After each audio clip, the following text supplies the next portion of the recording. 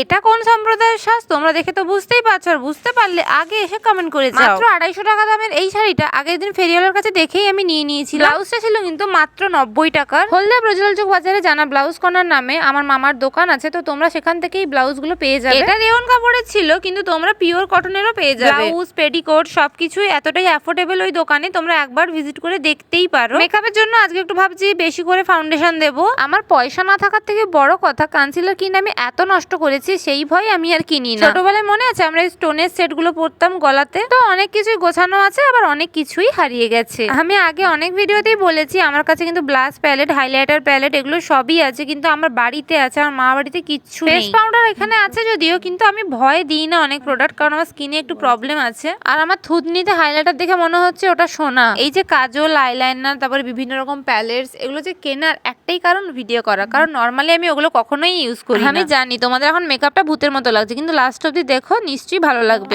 এত ব্রাশ কিনে হারিয়ে ফেলার পর আমি এখানে রং করা ব্রাশ ইউজ করছি, আর ওই পাকানো হেয়ার স্টাইল যেটা আমি প্রত্যেক ভিডিওতে করে থাকি। আজকের মনে হচ্ছে এই হেয়ার স্টাইলটা সার্থক, কারণ এই লুকটার সঙ্গে এটা বেশ ভালোই মানিয়েছে। মেকআপের শুরুতে একরকম ভেবেছিলাম, কিন্তু আউটকাম এসছে অন্যরকম। এই এত কিছু মেখেও আমি আমার সেনসিটিভ স্কিনকে কি করে প্রোটেক্ট করছি তোমাদের সাথে একদিন নিশ্চয়ই শেয়ার করব। আমার স্কিন কেয়ার গুলো পুরোটাই আয়ুর্বেদিকের উপরেই আছে, আর এই ফাইনাল লুকটা তো আমার বেশ পছন্দ হয়েছে। তোমাদের কেমন লেগেছে নিশ্চয়ই কমেন্ট করে জানিও, আর ধরতে পারলে এটা কোন সম্প্রদায় বা জাতির সাজ। আমাদের ভারতবর্ষে বিভিন্ন জাতি, সম্প্রদায় এবং ধর্মের সমষ্টি, আর ভারতবর্ষের প্রতিটা সম্প্রদায় এবং জাতিকে আমি প্রচন্ড পরিমাণে রেসপেক্ট করি, কারণ আমাদের ভারতবর্ষ সবচেয়ে সেরা। তাই বলে অন্য দেশগুলোকে আমি খারাপ বলছি না, আমি যেখানে থাকি আমি শুধু সেখানটা নিয়ে গর্ব করছি। হ্যাঁ, এটা অবশ্য ঠিক কথা যে পরপর ভারতবর্ষের জল অন্যদিকেই গড়াচ্ছে। এত পরিমাণ মানব নামের কিছু কিছু জন্তুর পরিমাণ বেড়ে যাচ্ছে, আর তারাই আমাদের ভারতবর্ষের গর্ব চূর্ণ করে দিচ্ছে। তাই সবাইকে বলছি সুস্থ থেকো, ভালো থেকো, জয় ভারত, জয় হিন্দ।